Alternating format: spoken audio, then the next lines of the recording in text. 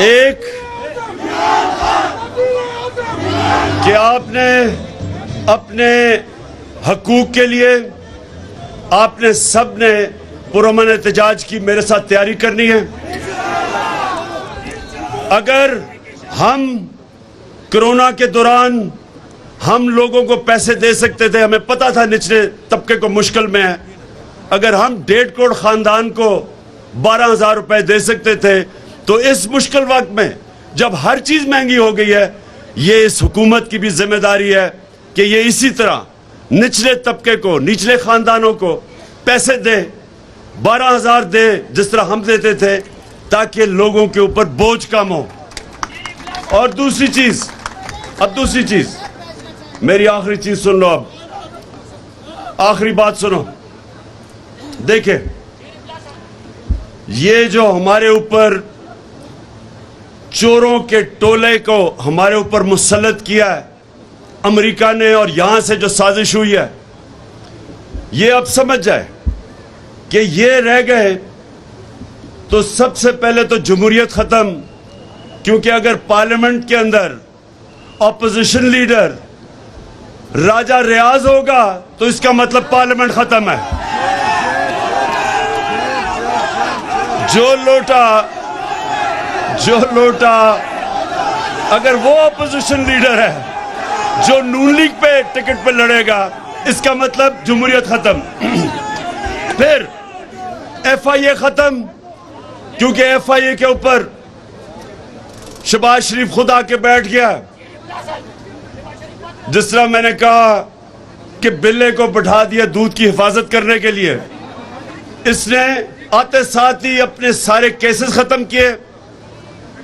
16 अरब रुपए के केसेस है इसके ऊपर, जिसमें इन्होंने इनके होते हुए डॉक्टर रिजवान जो इन्वेस्टिगेट करा था, पहले वो मरा हार्ट अटैक से।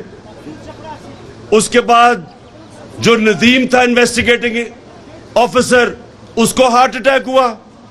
फिर गुलजार मरा जो इनकी नौकरी करता था, जिसके अकाउंट में पैसा आया, वो हार्ट अटैक से मरा। और चौथा मकसूद चपड़ासी, 50 साल की भी उम्र नहीं थी, वो दुबई में हार्ट अटैक से मरा है। ये ऐसे ही है जैसे हमेशा LDA का रिकॉर्ड जलता था। ये पहले चोरी करते थे, फिर LDA का रिकॉर्ड जलाते थे। ये इसी तरह ये FIA के अंदर भी अपना रिकॉर्ड साफ कर रहे हैं।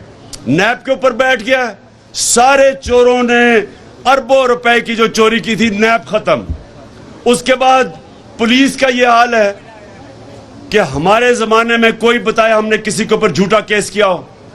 जब से इन्होंने संभाला है, पुलिस को इस्तेमाल कर रहे हैं लोगों के ऊपर झूठे केसेस, झूठी FIRs। मेरे ऊपर कोई 8 FIR है, सारे हमारे लोगों के ऊपर उन्होंने केसेस किए हैं।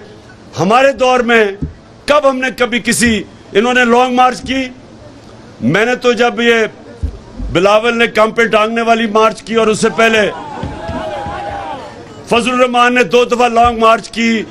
मैंने खुद कहा कि मैं आपको खाना भी भिजवाऊंगा, कंटेनर भी दे दूंगा। हमने कभी कोई कंटेनर रखा ना, इनका रास्ता रोका ना, इनको पकड़ धकड़ की। इन्होंने सहाफियों के ऊपर जो कर रहे हैं, आज जो सहाफत की आजादी है वो खतरे में है। FIRs काटी जा रही हैं। वो सहाफी जो सच बोलते हैं उनको भगाया हुआ है, उनकी नौकरियां खत्म की जा रही हैं।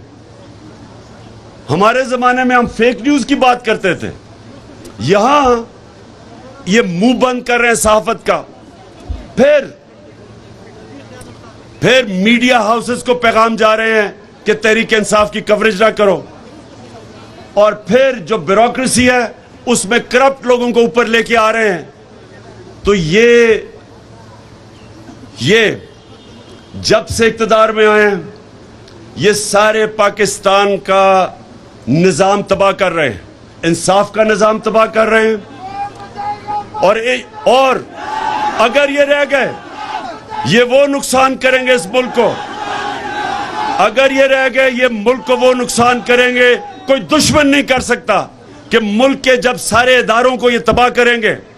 अपनी करप्शन बचाने के लिए इलेक्शन कमीशन तबाह कर रहे हैं। इलेक्शन कमीशन को इलेक्शन रिग करके धांधली करके अपने आप को मुसल्लत करना, कोई भी पाकिस्तान का इदारा ये नहीं छोड़ेंगे।